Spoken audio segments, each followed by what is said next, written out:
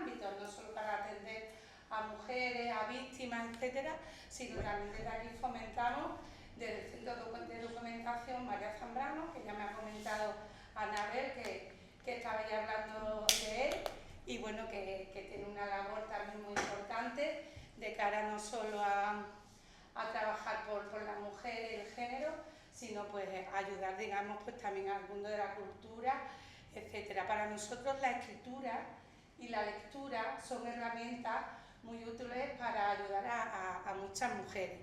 De ahí también que fomentamos desde el IA y desde el Centro de Documentación pues todas las presentaciones de autoras femeninas que bueno, pues que ayudan a que muchas otras personas, y ahí también permitirme que también agradezca pues la representación masculina, porque bueno, en este sentido a la hora de trabajar por las mujeres, por la igualdad o contra la violencia de género, pues también siempre invitamos que esto es cosa de todas y todos, y que en esta casa, aunque es el Instituto Andaluz de la Mujer, pero también son bienvenidos todos aquellos hombres que conjuntamente, junto a nosotras, pues quieren trabajar por las mujeres.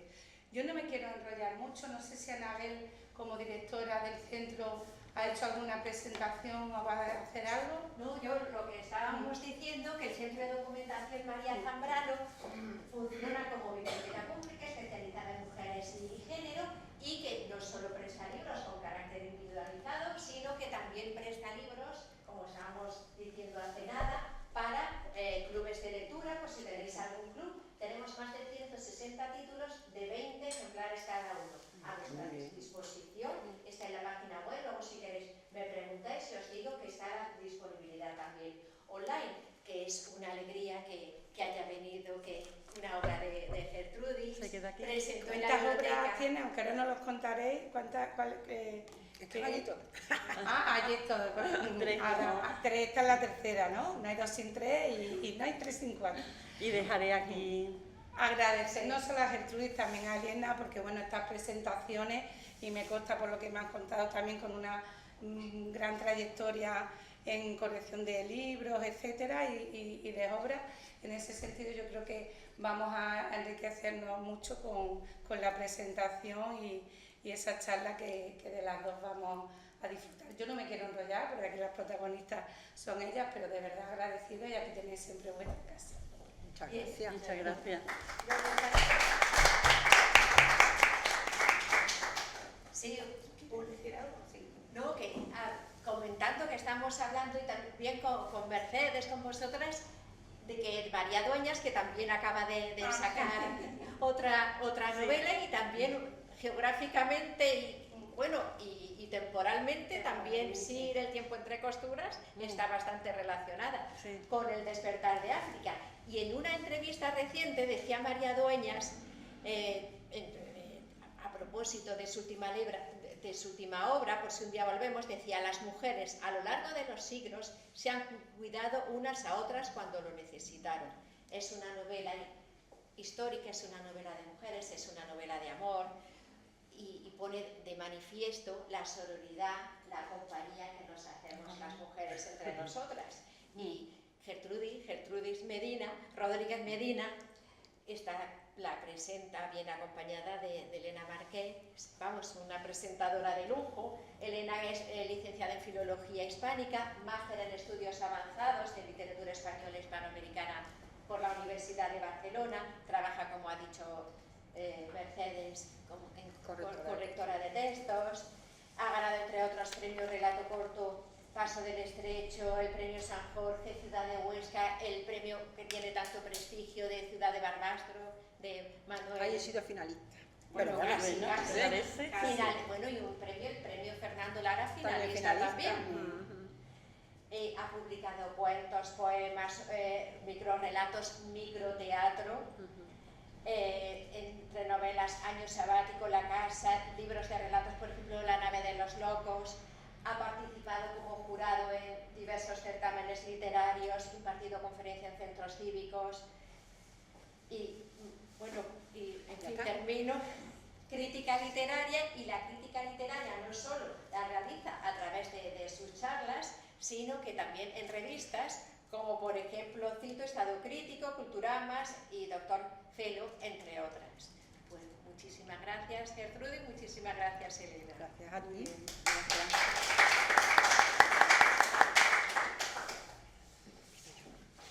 Pues muchísimas gracias. Lo primero al centro, a Anabel, a Mercedes por acogernos en este lugar tan emblemático y, como estaba diciendo, también tan importante para las mujeres, precisamente para hablar de un libro en el que las mujeres son las protagonistas. Me ha hecho gracia lo que ha dicho de María Dueñas de la sororidad, porque, como luego comentaremos, nuestra protagonista se siente muy sola. O sea, muchas de las cuestiones que tiene que abordar en su vida, pues las afronta en soledad, ¿no? Y pasa una depresión, la muerte de una hija, todo eso lo pasa en soledad. Y entonces, precisamente estábamos diciendo eso el otro día, ¿no? Digo, que buen sitio para reivindicar precisamente esa solidaridad entre las mujeres cuando estas protagonistas lo pasan tan mal. Bueno, yo voy a presentar brevemente a Gertrudis porque creo que muchos de vosotros la conoceréis, pero ¿no se escucha bien? Vamos, si me lo cargo, pues ya no se escucha de ninguna manera. Bueno, pues Gertrudis Rodríguez Medina es sevillana. No digo el año en el que nació porque es muy joven, no hace falta. Y lo que sí me ha gustado escuchar cuando me mandó su biografía es que ella ha sido toda su vida una letra herida, que es una palabra que me gusta muchísimo, y no concibe su vida sin la magia de la literatura, que es algo de lo que yo también he hablado esta mañana, ¿no? De la importancia que tienen las palabras para nosotras, ¿no? Se licenció en Filología Anglo-Germánica, tampoco digo el año, y ha sido profesora de inglés en la función pública. Durante esos años ha intentado no solamente que los alumnos aprendieran inglés, sino también transmitirle ese mismo interés, esa pasión por los libros que ella tiene y manifiesta siempre, ¿no? Y después, sobre todo a partir del año 2016, ha estado participando en distintas asociaciones literarias. Ha sido vicepresidenta de la Asociación Literaria Aldea, que sale en este libro. Ha fundado la Asociación Literaria Luis Cernuda, que tiene una actividad desenfrenada. Tiene una actividad muy importante también para la difusión sobre todo también de la literatura que se hace aquí, ¿no? Sí. Después ha participado en varias revistas y en antologías poéticas, como la tercera antología de CREA en el año 2024.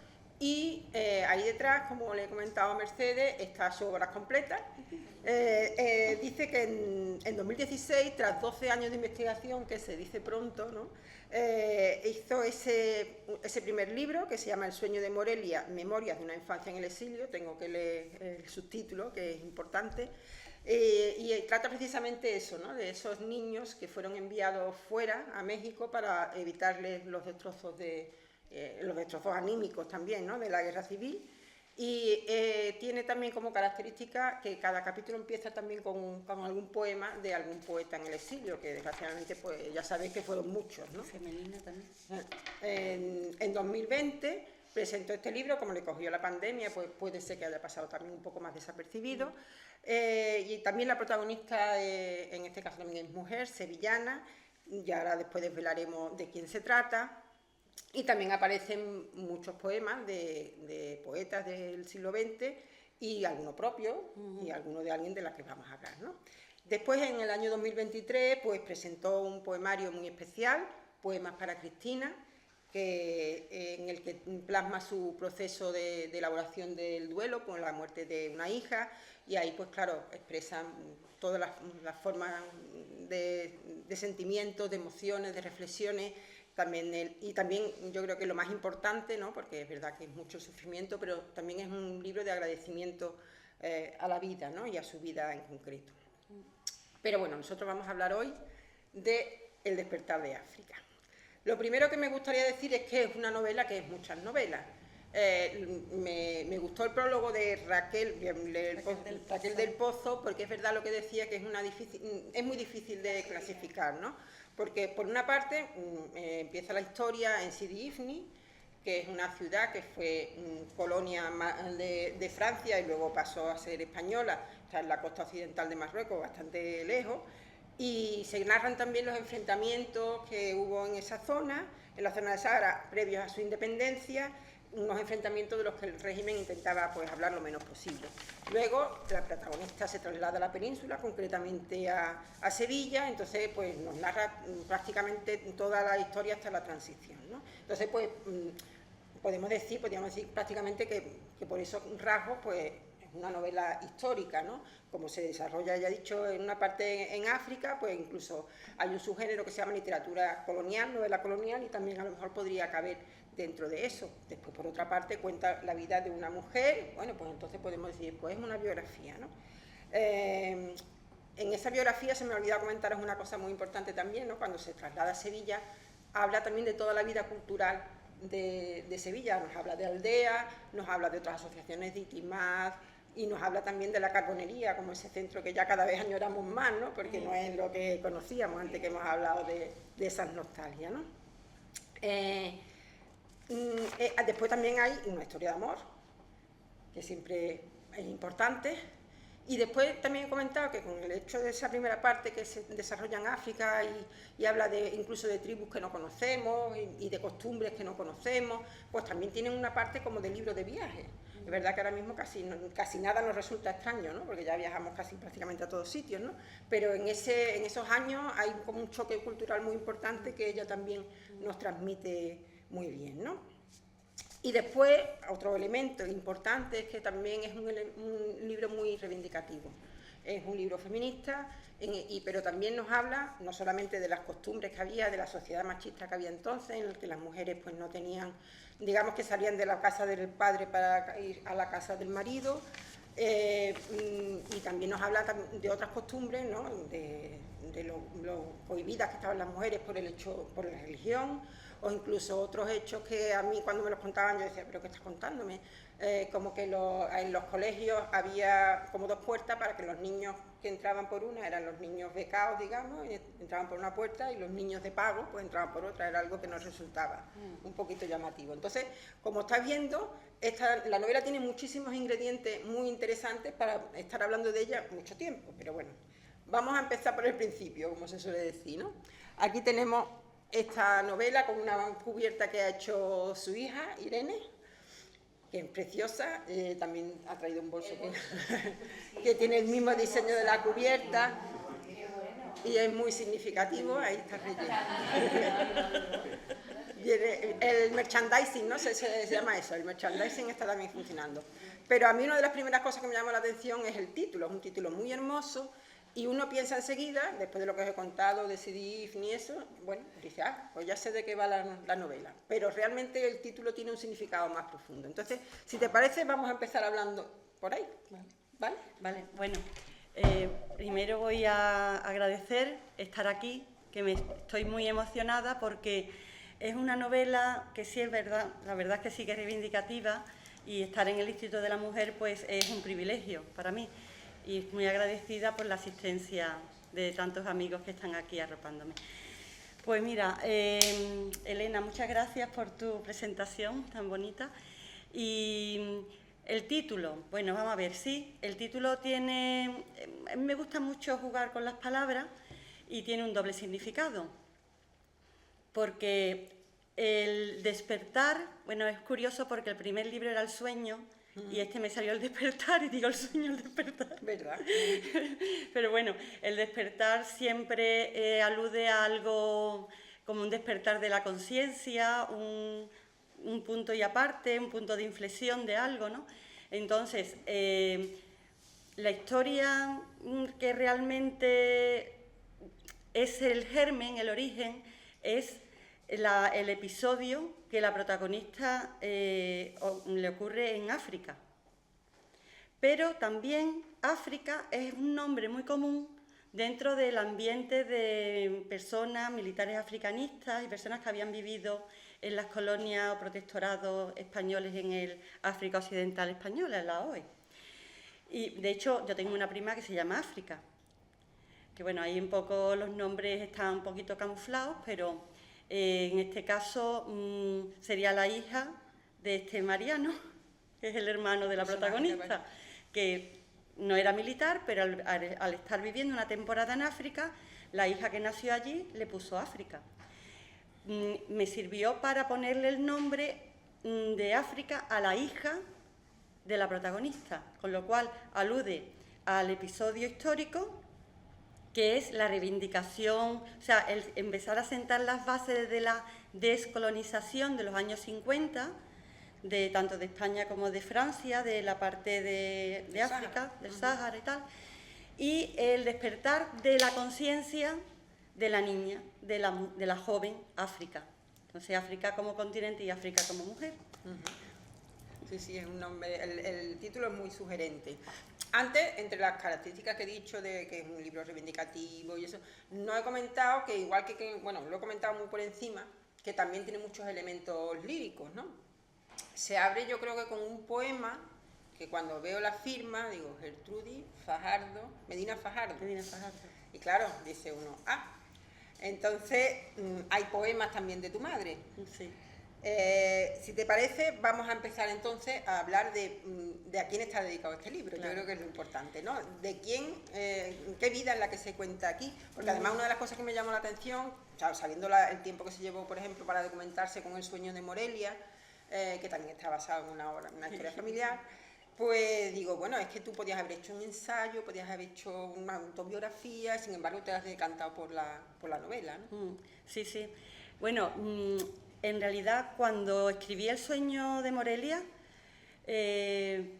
mira, mi marido me dio la idea. Dice, esto es la saga de la España olvidada, puedes empezar una saga, porque son casi 500 niños, que nadie, que de los que yo le hablaba, a los que yo los conocían, los niños de Morelia, dice Morelia.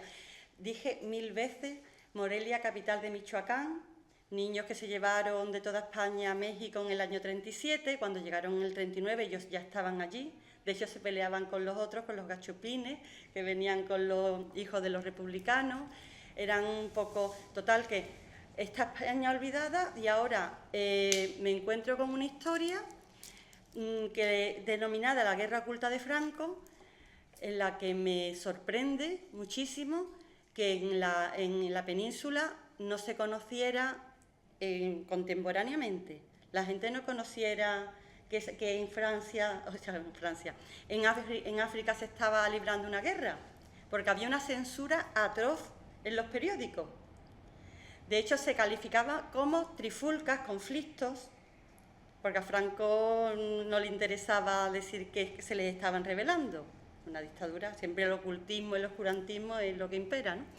Entonces, pues dije, mira, esto es la segunda parte de la España olvidada, porque olvidada e incluso desconocida también, se podría decir, por reivindicar también a estos muchachos que estaban haciendo el servicio militar y los mandaban a África a luchar en una guerra, que podían morir. De hecho, murieron muchos y fueron enterrados en Canarias, ni siquiera en sus lugares de origen, que no podían sus madres ahí a llevarle flores, tenían que ir a Canarias. Y era una situación de injusticia tan grande que digo, es que me parece que es una necesidad de justicia histórica ponerlo en forma de novela, pues porque yo no sé de cine, porque me hubiera encantado hacer una película. Yo me gusta narrar de manera novelescamente porque la imaginación se me dispara y me encanta hablar de emociones. Entonces, un ensayo me parece muy frío, que no llega a tanta gente, y si te interesa dar divulgación a algo, pues yo creo que como novela puede llegar a más gente. Eso es por el hecho, me da más juego y además tiene esa oferta más amplia para divulgarla. Pero lo que yo quería preguntarle... Ya me he ido por la rama, ¿no? No, es ¿quién es Tula? Sí, claro, claro, es que es eso, cuando hago la primera y la presento, me dice mi madre, ya con 80 años, me dice, ay, ¿por qué no escribes algo de mí? Ya que has escrito de tu padre, que en la novela de mi padre también sale mi madre, obviamente, porque una novela circular, hasta que no se va de su familia, se desgaja, hasta que no forma otra familia, que es con mi madre, no lo dejo, pobrecito. Entonces, digo, bueno, ¿y de ti? Y ella, que era poeta desde que nació, porque eso se nace, pues, y publicó su libro de poesía en Sidi Ifni, siempre nos había contado episodios de Sidi Ifni, nos había contado anécdotas muy graciosas de cuando tuvo que salir corriendo en el barco porque es la guerra, que era la guerra, que su hermano se iba a la azotea a pegar tiro a los moros, bueno, y cosas que te van contando de chica. Y entonces a mí me vino el flash y digo, uy, pues yo te voy a, de tu vida desde que naciste, eso, yo te voy a contar el episodio, me voy a centrar el episodio de África, me voy a documentar y empiezo a documentarme con el movimiento nacional marroquí, tal y cual, y voy feliz un día a su casa, mira mamá, me parece que tú en un siroco, porque allí daban sirocos, que eran unos vientos de casi 60 grados y tal y cual, te cogió en la calle y te cogió un guerrillero y te llevó. Y mi madre dice, a mí me cogió ningún guerrillero, ni a mí me vayas a liar con... que yo allí tuve un pretendiente, yo me quedé, ¿cómo? Que no tenía ni idea. Rubio con los ojos azules, digo, ¿cómo? Dice, sí. Digo, ¿y esta historia nunca la había contado? Y digo, bueno, un pretendiente que era militar, que se hizo un traje de gala, militar, ¿cuánto? Y digo, bueno, pues ya está. Quito esta línea de la novela, me voy por... O sea, el siroco se acabó. Digo, es que normalmente la realidad supera la ficción. Digo, ya está. Y ahora lo que sí ya, mi madre es la que me regala esta historia. Porque aparte de empezar con la reivindicación de los pobres muchachos y no sé qué y no sé cuánto, empiezo a avanzar y la novela se va complicando, pero se va complicando porque yo me voy identificando con esa Tula se la llama la Gertrudis, como mi madre se llama Gertrudis, y entonces digo, vamos a ver, se me ocurre, ella tiene muchos poemas publicados en muchas revistas de antología andaluza y tal, ha estado en muchos grupos, y todos sus poemas, sobre todo los más tardíos, son de amor. Y uy, qué buen hilo conductor sería coger sus poemas de amor, porque mi madre además eran los poemas, ella los leía, se los aprendía y los recitaba el día que tocara, y me los recitaba a mí. Mira, ¿qué te parece este poema? Y eran cosas que le pasaba con mi padre, de desamor, de pelea, de esto, del otro. Digo, podría ser una manera de homenajearla y de darle vida a esos poemas que yo veo que tienen un valor. Y aparte, los he utilizado. Cuando hay cosas que no se pueden explicar, ¿no? Lo inefable, pues para eso está la poesía. Entonces, la novela está llena de poesía porque hay momentos en que quiero explicar cómo se sentía decepcionada y tal, y me sale un poema de desamor de esas cartas que mi madre escribió. Y en vez de ponerme a explicarlo, pues lo pongo el poema. Me ha hecho gracia. Me resulta muy fácil. Con lo que has comentado de la saga que ha dicho Paco, porque yo no lo había hablado con él, pero precisamente el día que nos vimos pensé lo mismo, ¿no? Y digo, hay que ver, yo siempre uso muchas veces no es una frase, es un pensamiento que tampoco estoy segura de que sea de Tolstoy, pero yo se lo atribuyo a él, supongo que será por el principio de Ana Karenina, ¿no? Pero que es verdad que si no existiera la familia, no existiría la novela, ¿no? Porque es que parece que la familia es donde se producen todos los conflictos, y entonces puede inspirar muchísimas historias, ¿no? Entonces, pues como tú dices, en tu caso estás también reivindicando la memoria de mucha gente olvidada, ¿no? Un poco, como decía Unamuno, de contar la intrahistoria, porque al fin y al cabo la historia no cuenta la verdad, ¿no? Cuenta una serie de hechos y depende de quién lo cuente, pues... Claro, yo me he inspirado en mi madre, pero luego he inventado un personaje. Me adelanto un poco porque te digo, por ejemplo, el otro día que tuvimos una charla, Elena y yo, de cómo íbamos a plantear esto, de que la manera que fuera más amena para ustedes, pues hablamos, cuánto hay de ficción y cuánto hay de realidad, que es algo que a mí siempre me gusta saber de las novelas que leo. Y bueno, pues efectivamente mi madre es la persona que me inspira el personaje, y el capítulo de los orígenes es así. Tengo una prima que me dice, no, mi madre no se quiso ir con un feriante. Digo, porque tú no lo sabías eso, que me lo contó la abuela. Porque eso es en los orígenes es completamente realidad. Luego, cómo ella actuaba en Sidi Ifni en la época que es, si habéis visto Palmeras en la nieve, todo el glamour de los bailes y todo eso es lo que ella me contaba.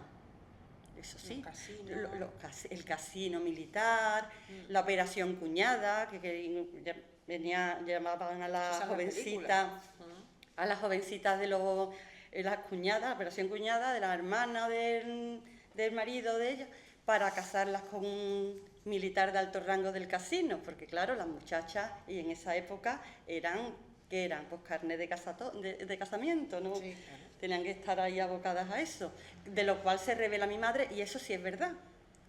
Eso sí es verdad. Ella siempre se ha revelado, de hecho, yo le hago la gran putada, perdón por la palabra, de casarla con un militar africanista, para Mahinri, cuando ella se casó con un hombre que era un niño de Morelia, comunista y ateo. Todo lo contrario. Todo lo contrario.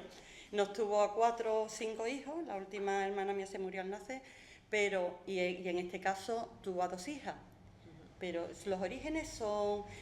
y además me lo he pasado especialmente bien recreando ese mundo que ahí sí había sororidad, porque ese mundo viene de antes del franquismo, de esa alegría de que compartían la lavandera, la chacha, la abuela, la tía, y que se juntaban y enseguida se formaba una fiesta de palillos y de baile. Es que eso lo he vivido yo de chica, en casa de mi abuela. Entonces eso sí lo quería yo reflejar ahí. Y luego, en términos de lo que tú has comentado antes, de que realmente lo pasa muy mal y lo pasa sola, me ha recordado que hace poco estuvimos comentando en mi asociación literaria Luis Cernuda, por el Día de la Mujer, el libro este de Carmen de Burgos, La Malcasada, y decía, hay una frase muy buena que decía algo así como que las leyes están hechas por los hombres y los hombres se saben defender entre ellos. ¿Y las mujeres? ¿Qué nos pasa a las mujeres? ¿Por qué no nos unimos y por qué? Viendo desde dónde viene eso, ¿no? Y un poco me recordó a esto, digo, que ve que parece en los años que se escribió y que todavía estemos planteándonos en este tipo de cosas. Eso es lo que tienen los clásicos, que son actuales, que nos cuentan la vida tal como es hoy, vamos. Bueno, hemos hablado ya de que eso, que está basado en personajes reales, pero evidentemente transformados, y también en hechos reales, de los cuales unos serán reales y otros serán inventados, ¿no? Y yo creo que el valor que tiene también en este caso un libro que, como yo digo, ¿no?, que está ambientado en una época histórica distinta, y es que consigue que nos metamos en ese tiempo, ¿no? Nos consigue trasladar. Y también otra de las cosas que le había comentado es que las dos protagonistas femeninas que centran el libro, ¿no?, que serían madre e hija, también consigues que me las crea absolutamente, ¿no? Es verdad que posiblemente pues la madre se parezca en muchas cosas a tu madre y la hija pues... Hay una mezcla. Claro. Sí, es una mezcla entre mi madre y yo. Sí, porque la hija, hasta que no se produce ese despertar, digamos, bastante, iba a decir pánfila, no me gusta la palabra, pero bueno, ¿no? Porque eso es una de las cosas que también me llama la atención, ¿no? La intervención de Tula, ¿no? Porque ella se da cuenta que su hija, pues bueno, pues puede equivocarse, puede cometer un error importante, ¿no? Vamos, se puede contar porque realmente es casi al principio del libro cuando se sabe, ¿no? Se supone que la hija se va a casar y la madre duda de que realmente esté enamorada de este hombre, ¿no? Porque aquí pasa una cosa que yo creo que en nuestra generación todavía hemos vivido, y es un poco el hecho de que las mujeres... siempre con la buena intención de los padres, yo no digo que no, pero nunca han querido decepcionar a sus padres, ¿no? Si en este caso pues tenían como el niño, la parejita ideal, ¿no? Y entonces, pero ella se da cuenta que puede haber un error, y sin embargo el papel que tiene en este caso es a través de su propia historia, que le va contando en distintos capítulos, y pues ella le cuenta su historia sin intervención, ¿no? Sin que decirle, tú lo que tienes que hacer, no. Entonces eso me parece muy bonito. Me parece también muy, muy bonito la forma de contarla, que era lo que te iba a preguntar, por la estructura, porque realmente no es una, aunque sea una historia lineal, ¿no? Nos va contando la historia, pero hay como historias dentro de otras historias, ¿no? Hay como una especie de... Y me ha recordado también un poco a incluso como una especie de homenaje a la literatura oral, e incluso ya te dije que me recordó a la estructura también de los cuentos antiguos, ¿no? Desde las Mil y una noches, que ella le va contando historias y la hija está interesada cada noche en que le cuente una parte más de la historia, ¿no? Y después también incluso el Conde Lucanor, ¿no? Porque al fin y al cabo cada historia tiene una moraleja, ¿no? Como quien dice, ¿no? Entonces, me ha gustado mucho la estructura, me gustaría que nos contaras un poco pues sobre ella. Hay dos planos temporales. Está el plano que se centra en las vísperas de la Expo, pero completamente lo que pasaba en esa época de que el precio de las casas estaban al 200% de su valor real, y lo que va ocurriendo y lo que va pasando al día a día de la vida de las dos. Ella está estudiando en la facultad, la madre, Tula, está asistiendo en ese momento, porque además que es verdad, está asistiendo al grupo Aldea, y tienen una serie de intervenciones en colegios que iban a recitar poemas a los colegios, entonces le dice, pues voy a recitar. Entonces, es una línea que está en los años 90, pero luego, cada noche, se transforma en ese Sheresade, en ese cuento de Sheresade, porque le dice,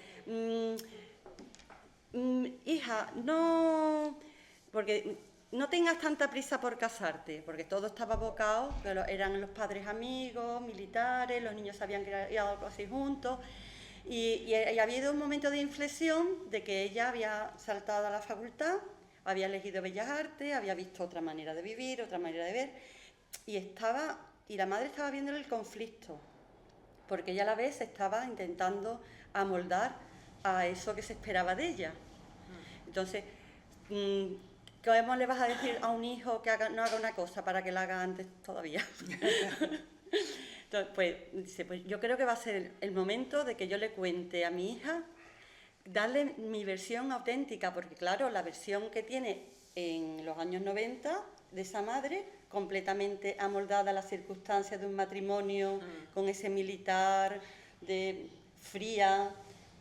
En la hija no puede haber amor en ese matrimonio, no puede identificar un matrimonio, tiene que haber amor, porque no lo está viendo en su casa, y va a replicar eso y la madre no lo puede consentir. Y como intenta solucionarlo es a través de contarle su historia. Contarle que ella amó, que ella perdió, que ella sufrió, cómo. Y ahí es cuando empezamos a ver todos esos mecanismos que yo personalmente he usado y me han servido para superar pérdidas, y entonces lo he querido transmitir a través de este personaje. O sea que ha sido un personaje que para mí me lo ha inspirado mi madre y me ha dado un regalo de darme un altavoz para yo poder contar. A mí una de las cosas que más me llamó la atención, que no sé si al final eso lo comentamos el día que nos reunimos para hablar, ¿no? Es cuando decía eso, que ella había estado mucho tiempo ausente, o sea, ella, lo típico de, como todo el mundo, ¿no? Pues tiene sus malas rachas, entonces había estado una época de depresión en la que quería estar sola, no sé qué, y tenía como, las dos vidas en paralelo, ¿no? Como la hija en un sitio y ella en otro, ¿no? Que es una situación muy triste, pero me pareció que la contabas muy, muy bien, porque es un poco también lo que quería decir. Tú después hablas de unas situaciones muy dramáticas, cuentas unas cosas muy dramáticas, en la que a lo mejor no deberíamos adelantar, ¿no? Pero yo te lo dije así, que cuentas algo dramático, pero no de una manera melodramática, que si nos hubiera a lo mejor parecido que era algo que decaía, ¿no? Sino que muestra una gran sensibilidad, una gran inteligencia, y todas esas partes que son más dolorosas, pues tienen un tinte lírico que me ha gustado muchísimo. Muchas gracias. Me ha gustado mucho, la verdad. Se sufre, vamos a ver, yo no voy a negar que no, o sea, uno sufre mucho con este libro también, ¿no? Hay partes, como ya dice, la parte del glamour también es muy interesante. A mí me ha resultado muy interesante porque lo desconocía, ¿no? A lo mejor lo había visto por las películas y eso, ¿no? Pero bueno, otra de las cosas que también más me ha gustado, será porque es lo que nos gusta, ¿no? Es que tú, esa superación del dolor, digamos, la consigues a través del arte. ¿no? En este caso, pues la niña, la niña África, ¿no? La niña tiene ya un poquito de edad.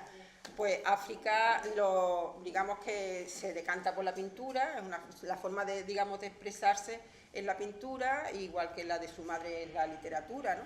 Pero ese homenaje, digamos, al arte como un elemento catártico, ¿no? Para superar el dolor, también se dice que la literatura normalmente nace del dolor, pues también me ha resultado muy, muy interesante. Entonces, un poco, pues también lo he visto, por lo que has contado, que al fin y al cabo tiene mucho que ver con el libro que hiciste de poemas, ¿no? Claro. Que es una manera también, no sé si cuando tú estabas escribiendo eso, lo hiciste como un medio de ayudarte a ti misma o también como una manera generosa de ofrecer a los demás esos, iba a decir métodos, no son herramientas, ¿no? Para superar la pérdida, ¿no? Entonces... Sí, sí, efectivamente. Sí, porque es algo que tú dices, bueno, si esto le puede servir a alguien, es que me doy por contenta en la vida, la verdad. Qué mayor satisfacción que algo que pueda servirle a alguien, aliviarle un poquito.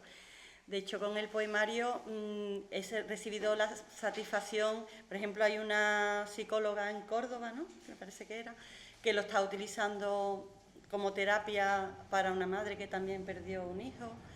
Y personas que me digan, pues me dicen un verso, me he agarrado a tal verso, yo me emociona muchísimo y lo agradezco y me siento muy bien porque el poder ayudar al final es lo que te da la auténtica felicidad, que es así,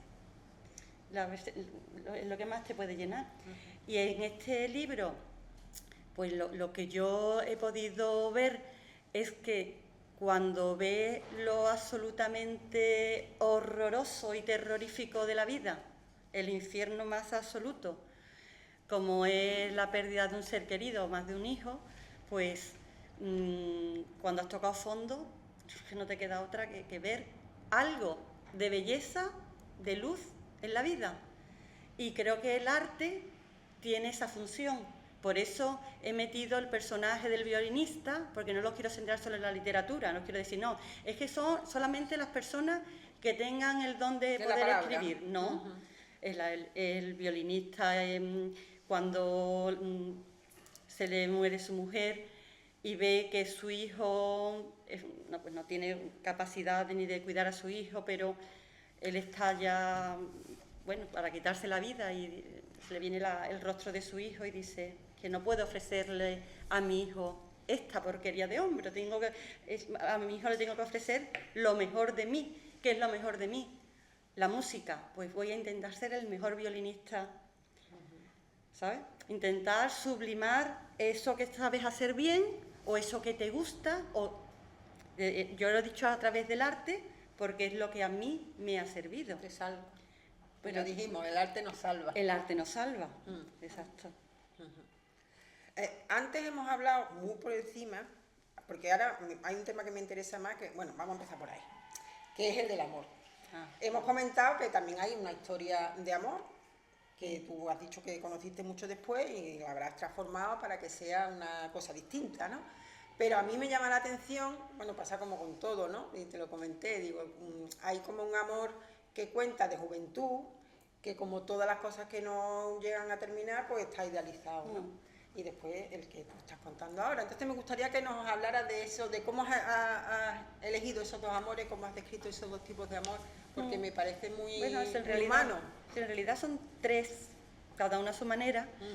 Claro, el primer amor es el amor más puro, más adolescente, ese amor, pero porque ha encontrado a una persona que se llama Miguel, que es un caballero paracaidista, está haciendo yo es que me lo creo, ¿sabes? Yo me lo creo. Muy guapo.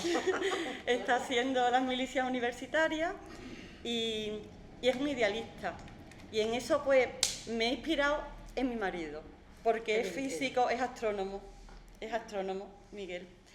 Y entonces he pensado, yo pues me enamoré con 19 años, ¿verdad? En esa época en la que sientes que has encontrado a tu alma gemela, pero no en ese sentido que además insisto mucho, Y digo, no, es que mal nos hizo Platón, que mal nos han hecho muchas cosas esto de completar la media naranja, no, porque, mira, esta mañana tenía una libreta de cosas, frases que yo voy anotando que me gustan, y era una de María Zambrano que decía, Mira qué bien. el amor, fíjate, de María Zambrano dice, el amor no sirve para tapar huecos, no sirve para tapar espacio, crea espacios, no rellena espacios, crea espacio.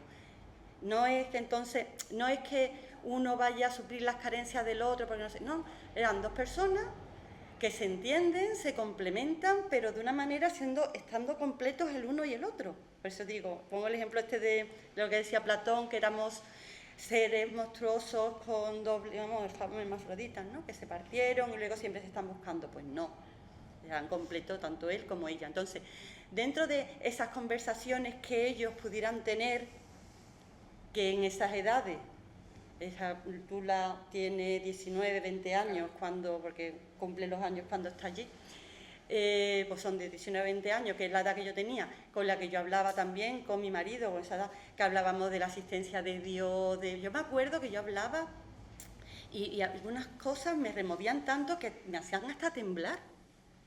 Y estabas hablando con una persona que de corazón a corazón, sin ningún tipo de subterfugio, ni de falsedades, ni de querer aparentar lo que no eres, de una manera tan abierta y tan pura y tan noble, que yo ese amor lo quería plasmar y que se lo quería enseñar a su hija.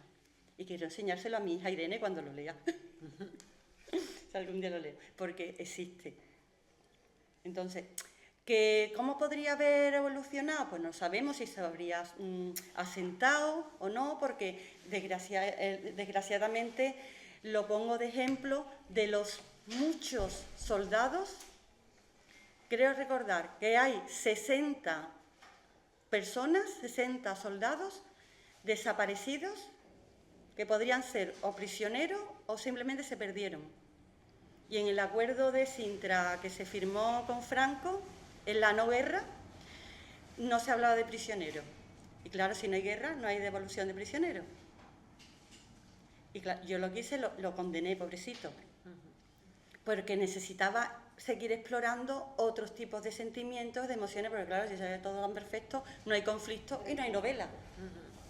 Sí, pero es un poco también lo que dijimos, que ese amor, el primer amor de juventud, que normalmente, vamos, en tu caso, por ejemplo, bueno, yo también me enamoré joven, ¿no? Pero normalmente, pues, terminan, ¿no? O simplemente, bueno, por lo que sea, ¿no? Los típicos estos que salen en las películas de amor de verano, que después cada uno se tiene que ir por un lado, ¿no? Claro. Entonces esos amores siempre son perfectos, porque Claro. no han llegado a terminar, ¿no? Incluso nosotros lo idealizamos en el claro, hay una tiempo. idealización, pero después hablas de otro tipo de amor. Es que luego, claro, por las circunstancias, la sociedad entera, su director espiritual, que eso era mucho algo que mi madre me decía, porque mi director espiritual, yo le hablaba de este novio, del otro, y me decía, no, tú cásate, dice, pero tú sabías que papá, el director espiritual sabía que papá era comunista, ateo, y eso, y dice, no, eso no lo sabía, decía que era un muchacho muy formal. Claro. Pues lo empujó a que se casara con mi padre, o sea, que la figura del director espiritual ha existido y ha tenido mucho peso en las mujeres, en las decisiones que tenían que tomar. Entonces, ella, la decisión que tomó de casarse sin estar enamorada fue porque se quedó embarazada del otro, pero el otro no aparecía por ninguna parte y eso se iba ya en la sociedad franquista de los años 50, como va a estar, bueno, ha sido condenable. Pues se tiene que casar. ¿Qué pasa? Que, claro, ella se centra en el amor a su hija, a su barriga, lo que tuviera, ¿no? Su bebé y todo eso, que se traslada a Canarias, a la base de Gandó. Claro, yo he visto, para que fuera la coartada perfecta y fuera 7 mesinos, y que no hubiera, pues digo, si mejor se van fuera, las prisas por casarse de él, que venía de África, era porque lo destinaban a la base de Canarias. Todas esas son las maquinaciones, ¿no? Novelescas. Sí. ¿Qué ocurre? Que esos matrimonios, como habrá habido muchísimos, es lo de, no me quiere pero ya me querrá, como él decía en la novela, claro. No me quiere pero ya me querrá, ya es mía, ya, claro, a la fuerza ella intenta, por eso son los poemas estos de desamor, de culpabilidad, de tortura, porque es someterse a una tortura, estar con una persona de la que tú no estás enamorado, pero tienes que vivir un matrimonio aparentemente bien a ojos de la sociedad, y eso le supone, entonces exploro todas esas contradicciones que es el origen de la depresión que ella tiene. Aparte de que cuando nace su hija le dicen que está muerta y ella ahí se queda, teniendo unos sueños extraños que no sabe si realmente se ha muerto. Después, más adelante, mi madre, vamos, ya la pobrecita mía casi iba a morirse, me dijo que mi hermana, la quinta niña que tuvo, como empezaron con esto de los niños robados, empezó a obsesionarse con que a lo mejor se la habían robado. Digo, mamá, es que tú estás viendo las noticias y no sé qué. Pero bueno, digo, pues mira, es otro tema oscuro para explorar y tratar de la época que creo que poco se ha tratado. Para el daño que ha hecho. Y entonces ahí sí recurro a artículos del País con el doctor Videla, me parece que era, y Sor María. Ahí pongo los artículos tal cual, yo ahí no ficciono nada. Te pongo el artículo para que tú lo veas, estos son los hechos y esto pudo ocurrir. Entonces, claro, ya así me interesa ligar la historia de la hija desaparecida con el momento de duelo que yo estoy pasando, porque pues mi hija, lo que yo digo, me acompaña en todas las páginas del libro y de toda mi vida. Entonces, tiene que salir mi hija. Claro. Y mi hija seguirá saliendo en todo lo que yo escriba. Normal. Hasta Cristina, siempre, para siempre. Entonces, eso es el amor al hijo, el amor ideal, el amor de conveniencia. Y yo quiero regalarle, hacerle justicia y regalarle un amor maduro de este violinista que va a acompañar a los poetas, al grupo de poetas de la Asociación Literaria de Escritores Andaluces. Y ahí algo que ellos se conozcan. Y ahí me es muy importante nombrar las asociaciones que se crearon en los años 80, tal, porque ella encontró esa sororidad en esos grupos, esas personas con las que ella tenía esa afinidad de sensibilidades. Entonces nombro a Marisa, que fue la que me presentó El sueño de Morelia, valenciana. Nombro a Marisa, le pongo un poema a Marisa, le hago un homenaje a Marisa en este libro. Eso ya es un lujo que yo he dicho, pues, en novela pues yo hago mis homenajes que yo... Sí, porque ella, claro, en el círculo del marido, digamos, ella no encontraba esa sororidad ni esa... En el círculo del marido lo que había era la Sociedad de Mujeres de Carmen de Burgos de la Malcasada, de envidia, de cotilleo, de meterse una con la otra y... Sí, de apariencia. De apariencia, el mundo de la droga que hubo con la transición, la cocaína... Ah, está muy mustia, venga, vente que... Pero no le ofrecían una solución real. Y esa es una sociedad que es verdad que en la época de la transición la mujer yo creo que ha sido la que más ha evolucionado. A la mujer, ¿verdad? O ha cambiado, sí, porque muchas veces evolución tiene otro sentido. Ha cambiado. Yo hace poco que leí un libro, me parece que lo he contado varias veces, porque decía, ¿verdad?, que el paso del tiempo no quiere decir que progresemos, decía, ¿no? Pero bueno, es verdad que hay cambio. Claro, que el progreso no siempre es a mejor, ¿no? Pero yo creo que la mujer ha sido la más inquieta. Ella, sí, por ejemplo, cuando... Era la que tenía más que ganar. Claro, pero lo tenía todo perdido. Exacto. Lo único que podía hacer. Y luego también me retrotraigo a la Morita, a Zaida, que le cuenta historias de mujeres bereberes, de mujeres del desierto, de mujeres tuaregs. Me encantó. Las mujeres tuaregs fue un descubrimiento fascinante. Eso de que ellas podían tener hasta 40 maridos. Vamos a hacer los 40. Qué complicado.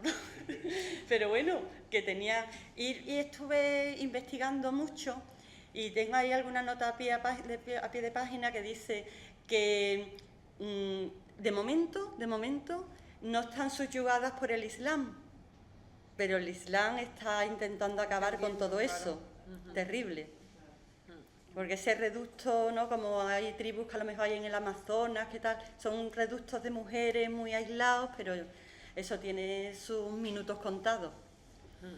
Pero bueno, es otro... De eso no hemos hablado, que es toda la fase de documentación, que si con los niños de Morelia te llevaste 12 años, en esto me imagino, porque además, como tú dices, igual que cita, hay varias notas, bueno, bastantes notas a pie de página en el libro, en que pones el texto de periódicos, de un libro en concreto.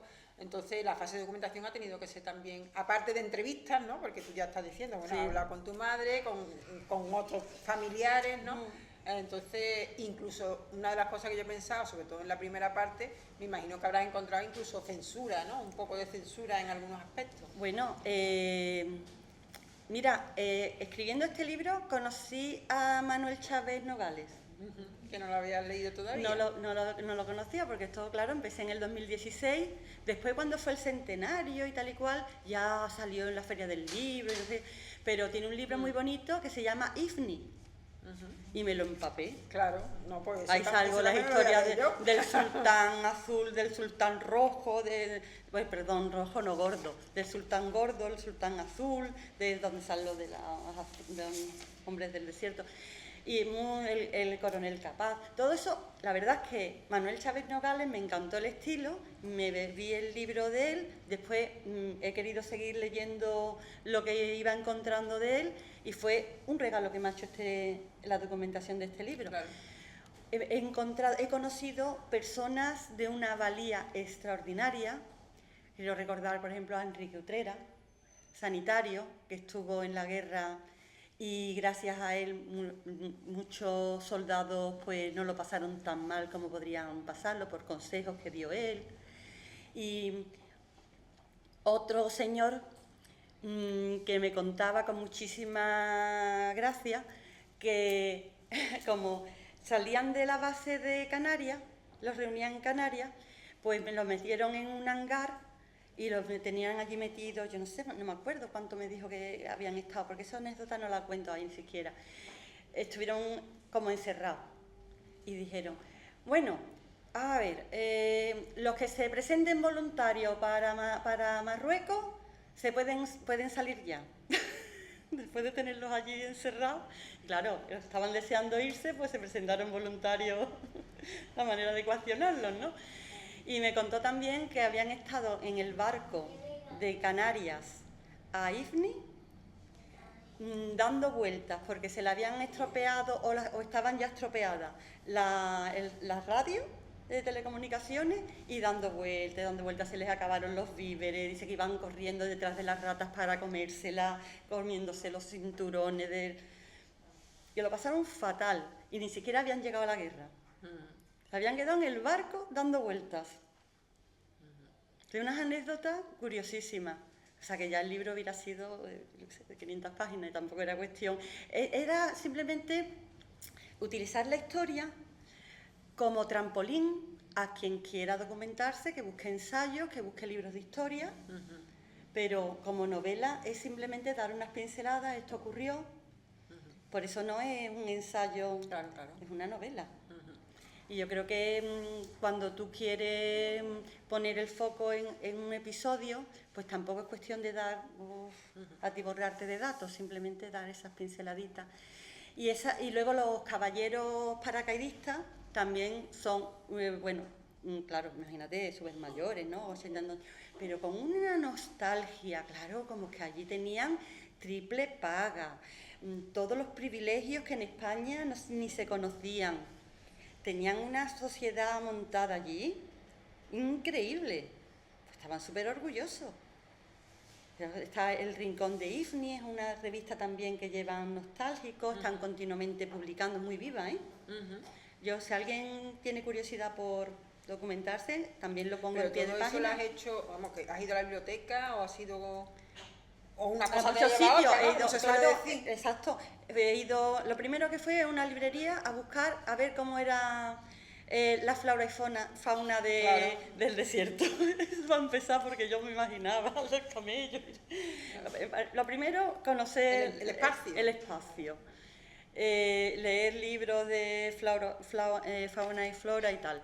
Después, pues, buscar por internet todo lo que podía estar de referencia a Sidifni. También a través de Facebook, preguntar directamente, oye, ¿quién conoce a alguien que participara en la guerra de Ifni? Y como cuando yo estoy haciendo un proyecto, soy una bocazas y se lo voy diciendo a todo el mundo, pues al final me surge mucha gente que me cuenta cosas. Claro. En el Club Náutico, aquí de Sevilla, también una chica que hacía spinning conmigo me dice, uy, pues mi cuñado era caballero paracaidista de Ifni, fíjate tú haciendo spinning. Ifni, pues mira, ya me trajo recortes de periódico. O sea, yo un poco eso, el boca a boca, enterarte, internet, que es maravilloso, Claro. y ir también al sitio. Fui a Marruecos a conocer, a respirar un poquito esas ciudades pintadas de azul, de añil y eso. Pues vamos a Y tener por, que ir eso, también. y por eso tardo tanto en escribir, porque como Claro. me quiero enterar muy bien, pues tardo mucho, soy muy lenta. Porque en este libro, por ejemplo, ¿cuánto tiempo te llevaste? Sus 4 años... Ujú. Entonces yo que te Pero a iba- pleno pulmón, porque aquí ya solamente me estaba dedicando a la literatura. Ujú. Sí, que ya no, Ya no daba estabas- clase. no estabas trabajando Claro. en ese momento. Bueno, trabajando, esto es un trabajo bastante... vamos, De timbre, como yo digo, ya no estaba trabajando con el timbre. sí.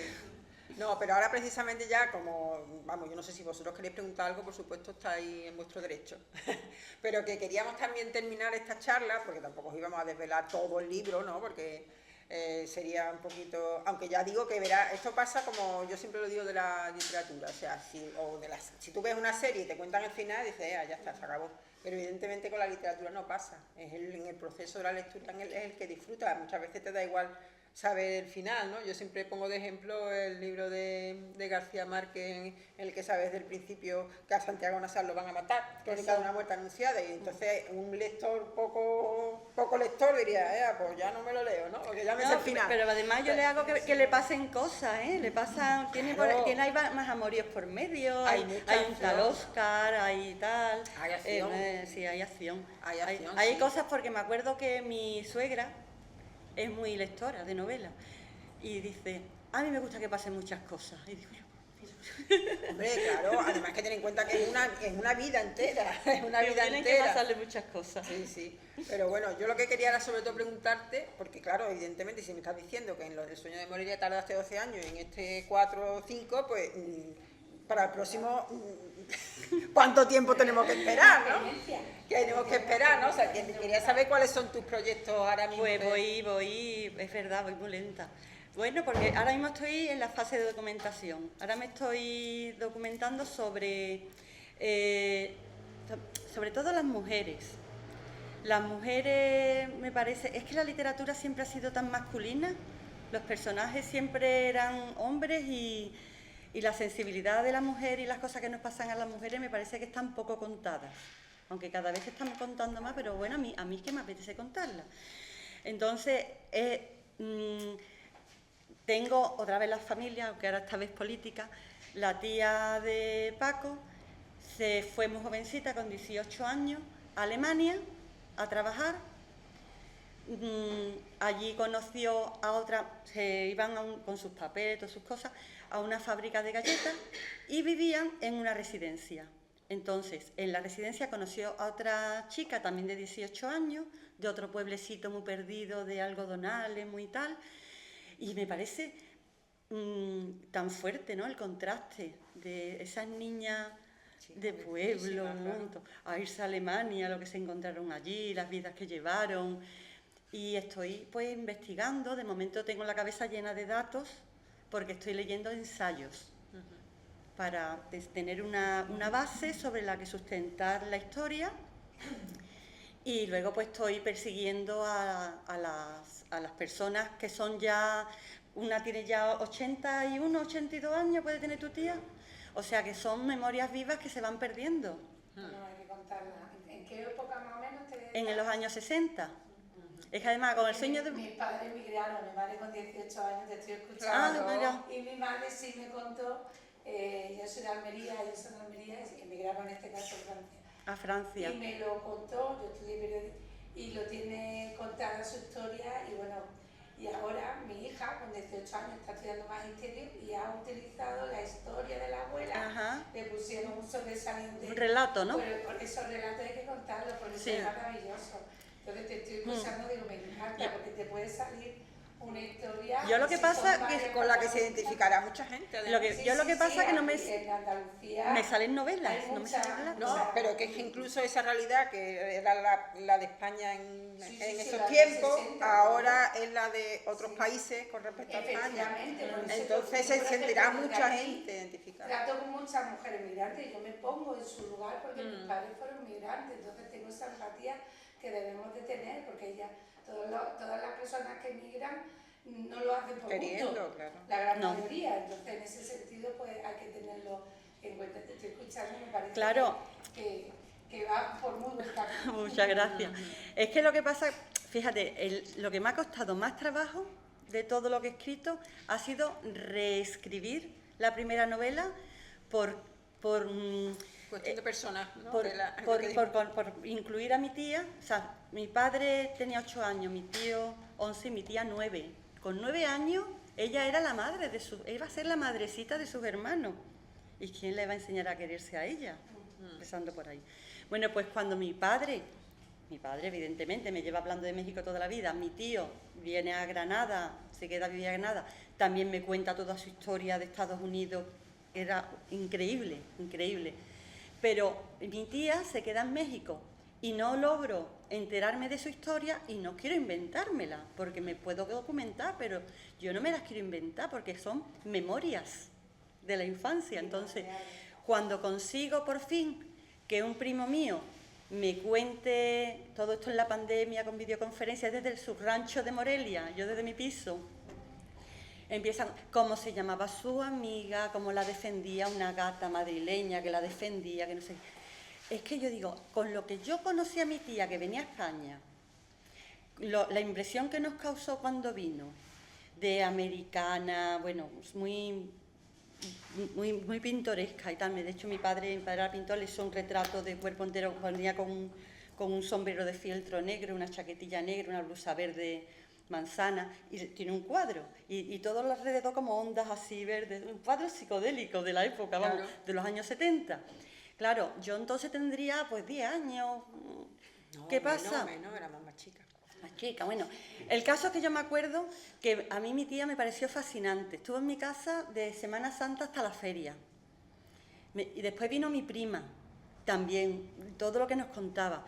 Y cuando ya mi primo me cuenta la historia de quién eran, cómo se llamaban sus amigas, qué le contaba yo de chico, cojo la historia y la pongo a ella de narradora 2, porque empiezo diciendo, que me complico yo las estructuras Claro, mucho, te hija, complica la vida. me complico, porque empiezo diciendo que mi tía viene a Sevilla en la primavera, también en la primavera, viene a Sevilla en la primavera, van a recogerla al aeropuerto, mis padres están nerviosísimos, los niños, la casa perfecta, tal, y llega mi tía lo primero que hago es que pongo un código QR de una canción de Jesucristo Superstar, porque me acuerdo de cuando ella llegó diciendo, pero aquí no está la película de Jesucristo Superstar, y aquí teníamos a Franco. Claro.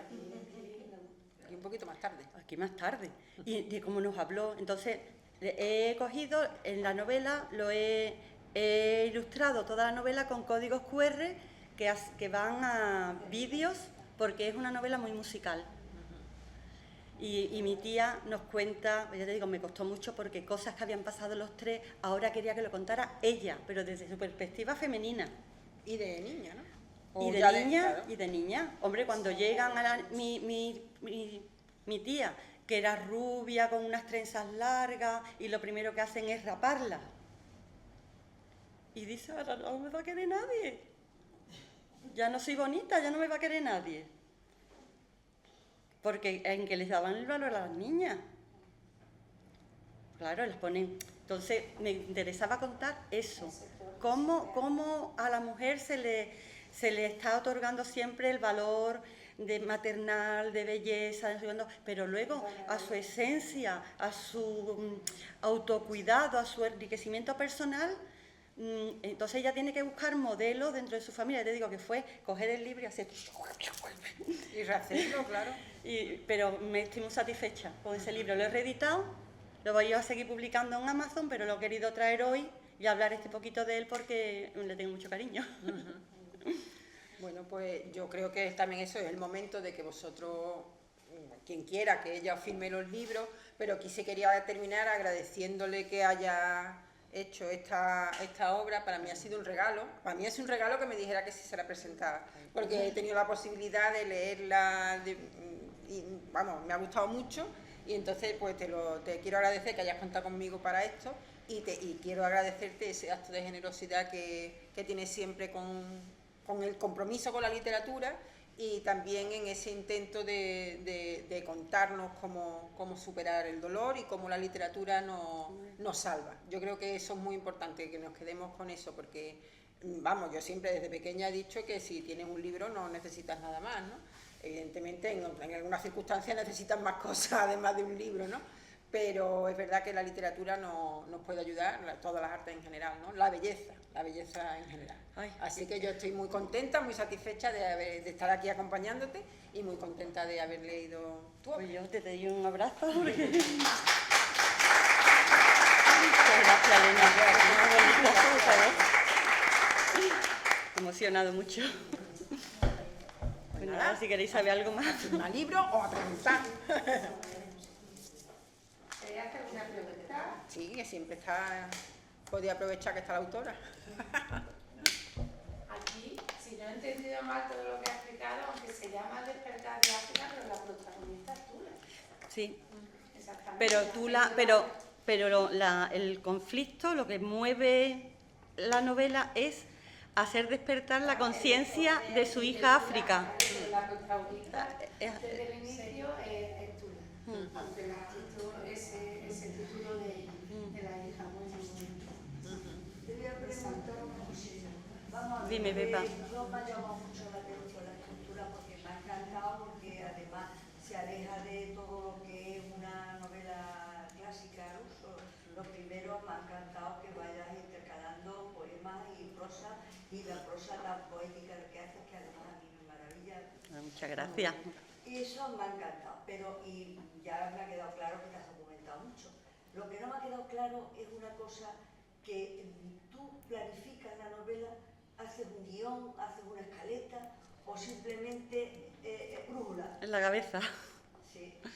Bueno, quieras que no, tienes hecho... Claro, la base ya la Mira, tienes. es que lo que quiero para hacer una novela, como esta, por ejemplo, que te digo de las chicas que van a Alemania, es tener un leitmotiv. ¿Por qué quiero escribir esto? ¿Qué sentido tiene que yo escriba esto? ¿Para qué sirve? ¿Para qué me va a servir? Entonces, primero quería vi la historia, voy a reivindicar que esto pasó, que estos muchachos se perdieron, que nadie lo reclamó. Entonces, eso era un objetivo que no me podía. ¿Y cómo lo hago? Pues buscando la excusa, y ya lo demás va surgiendo, porque luego, claro, yo no tenía pensado meterme en tanta historia de emociones, pero pensando en reivindicar a estos muchachos se me planteó la historia, pero no tengo ni guión, ni no sé, un poco... Yo soy... Pero al final es... objetivo, Pero el final, pues mira, ¿sabías dónde quería llegar? El modo se fue inventando por el camino, porque lo del chiquillo que le pegan la paliza y eso, digo, esto para que se abran los ojos más. Sí, porque eso está dentro de la parte de concienciación. O sea, que sé a dónde quiero ir y luego por medio me invento lo que me sirve. Para que... Luego también tienes una riqueza, porque yo cuando estaba leyendo este Despertar de África, y me estaba dando cuenta de que tenía mucho de tu familia, de tu biografía y eso, es que tiene una familia que claro que ayuda mucho. Es muy novelesca. Mi familia Carolina. Claro. O sea que, claro. No, pero normalmente en casi todas las familias hay novelas, ¿eh? Claro. Pero bueno, sí que es cierto que tiene una riqueza ahí grandísima, y el hecho de que se haya movido en distintos países, y que en esos países, o sea que date cuenta que el sueño de Morelia es algo que no le pasa a cualquier familia Claro, tampoco. es verdad, es verdad. Y lo de tener ahí a una madre que ha estado En África. Claro. y además dentro de esa no guerra que fue esa revuelta que decían y eso. No, yo creo que tiene una riqueza que te ha tenido que ayudar muchísimo. Claro. Sí, Que a lo mejor, bueno, si no tuvieras eso, a lo mejor necesitabas acerca, a lo mejor decir bien. o no lo hubiera, no sé, yo de chica sí es verdad que mi padre nos cantaba la Internacional y mi madre me decía, por Dios, no lo canté en el colegio, por Dios, Pepe, ni se te ocurra. Y cosas así que yo siempre he vivido mucho, el cállate, Pepe, ¿verdad? Claro, pero será Eso, muy grande. porque mi padre tenía una historia muy tremenda, de hecho cuando vino a España y él tuvo que supeditar, bueno, hizo las oposiciones a profesor de dibujo, porque él era un artista nato, entonces vio que esa es una manera de ganarse la vida. Unas oposiciones sin recomendación, pues lo haría muy bien, porque para ganarlas en esa época, entonces le dieron su puesto de trabajo en un pueblecito, en Puente Genil, y allí, con el mísero sueldo de profesor, pues imagínate, para vestirse ellos y tal, porque cambiaba con el traje un cuadro por un traje, la lámpara iba por un retrato de la niña. También, mi madre era la comercianta, ¿no? Tu niña vestida de bailarina estaría... Bueno, pues le encargaron que hiciera la estatua de un niño de la OGE. A mi padre, niño de Morelia. Y no tuvo más remedio. No veas tú, las disquisiciones morales que tuvo que... Lo pagaban bien. Claro, es que sobre todo que no podía negarse. ¿Cómo se va a negar? Si se niega, se delata. Claro. Se hubiera buscado muchos problemas. Entonces, esas historias, yo desde chica lo que... El ocultamiento, el no cuente, cállate, el no sé qué, ya está otra vez contando... Mi padre, yo recuerdo de tener frío en agosto. El frío se le metió en el cuerpo de chico, no se le sacó nunca. Entonces eran cosas que sí. Y a él, cuando él me pidió, es que él fue el que me hizo a mí escribir. Yo de chica escribía poesía, porque yo veía a mi madre escribir poesía, relatos de estos muy prosa poética. En el primer examen que hice en la Facultad de Literatura me dijeron, no hagas literatura, porque... Esto es para examinarse de conocimiento. Sí, pasa. Y yo, bueno, ya no comes nada. Pero lo que es ponerme a escribir una novela así fue porque mi padre me dijo, es que no es justo que se conozcan a los niños de Rusia, a los niños que se fueron a Oxford, a Bélgica, tal, y a los niños de Morelia, que no los conoce nadie. Y me puse a leer libros, madre mía, tengo un armario entero de libros. Uno de ellos es Los niños perdidos de Franco, y hay un recuento de los niños que volvieron de México, casi 500 niños, ¿no? Volvieron contados, legales, 57. Claro. Y yo he intentado buscarlo y solamente he encontrado a una porque es escritora, pero lo que ha escrito ha sido ensayo. No se había escrito ninguna novela. Yo no sé, pero yo pienso que la novela es una Llega manera más. de... Llega más. Es que me han dicho, es que tienes una tesis doctoral con los niños de Morelia, tienes una tesis doctoral. Digo, pero si es que unas tesis, ¿dónde se quedan las tesis? La universidad encerrada, ¿no? Yo quiero divulgarla. Y de hecho un productor mexicano tiene la novela y mira, a lo mejor algún día dice, hace una película, ojalá. Estupendamente. Y luego eso, yo cuando se ha hablado del lirismo, el lirismo para mí no solamente las poesías, Claro, no. Es el estilo. Es la prosa, para mí tu prosa es eso. Muy cuidada, y tiene mucha sensibilidad. Muchas gracias. Bueno, yo quería poner muchos diálogos precisamente para que fuera más fluido, más llevadero. Yo no sé, lo que lo habéis leído, los diálogos ayudan, ¿verdad? Sí, hombre, claro, pero... Porque más que describir el personaje, pues que hable él, ¿no? Claro. Que el personaje hable y... Que lo conozcamos por lo que dice, claro. Pero si estás contándolo y haces que lo que cuenta sea ameno, o sea que muchas veces no hace falta el diálogo directo, digamos, de los guiones no es necesario, o sea que con el diálogo indirecto se llega, yo a mí por lo menos me transmite mucho ese tipo de diálogo. Pues muchas gracias. Bueno. ¿La aplaudimos a la autora o alguien que me Muchas gracias, Pepe.